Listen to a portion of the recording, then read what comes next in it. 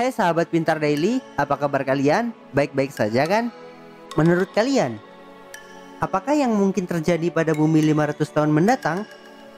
Mungkin banyak di antara kita yang menganggap bahwa bumi yang kita tinggali saat ini sama kondisinya, bahkan sama suhunya dengan bumi yang ditinggali nenek moyang kita beratus atau beribu tahun lalu.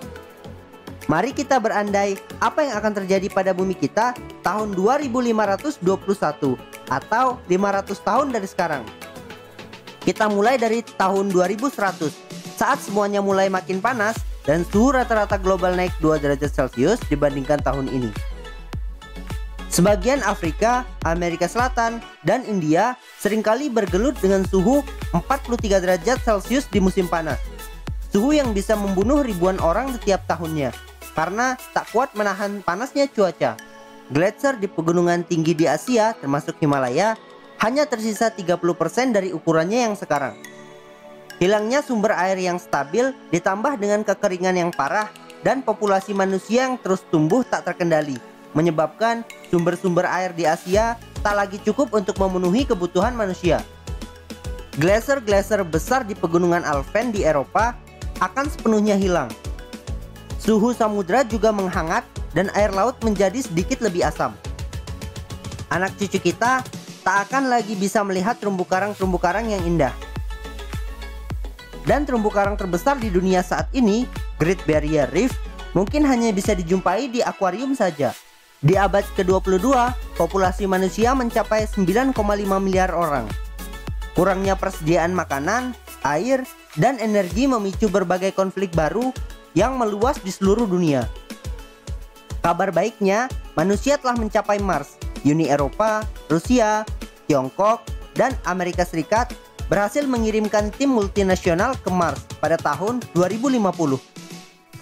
Tapi 150 tahun setelah berhasil menghuni Mars, badai matahari terbesar menghantam bumi dan Mars yang mengakibatkan matinya aliran listrik, komunikasi, dan saat manusia berhasil mengatasinya bertahun kemudian, koloni manusia di Mars sudah sepenuhnya musnah.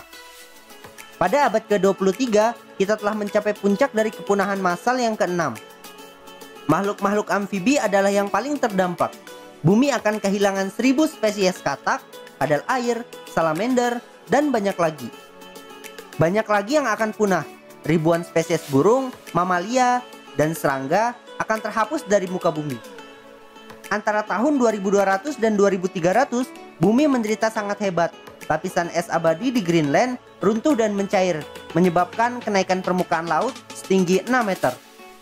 Di abad ke-24, Mars dilirik kembali. Namun, dengan populasi bumi yang mencapai 11 miliar, membawa koloni-koloni baru ke Mars bukanlah opsi yang masuk akal. Tapi, bumi sudah terlalu padat. Apalagi, bumi sudah menjadi tempat yang tak lagi punya sumber daya, berbatu, dan berdebu. Manusia mulai mencari tempat koloni baru di luar angkasa. Tanpa tekanan yang cukup, lapisan es di Greenland pecah dan menghempas lautan. Gempa dan tsunami menghantam Atlantik Utara. Pada akhir abad ke-25, lapisan es di kutub utara bagian barat runtuh setelah bertahun-tahun mencair perlahan. Permukaan laut naik kembali. Kali ini bertambah 9 meter. Semoga kita sudah tidak hidup di zaman itu ya teman-teman. Untuk mendukung kami tetap berkarya, jangan lupa lakukan subscribe, like, komen, dan share video ini kepada teman-teman kalian. Oke?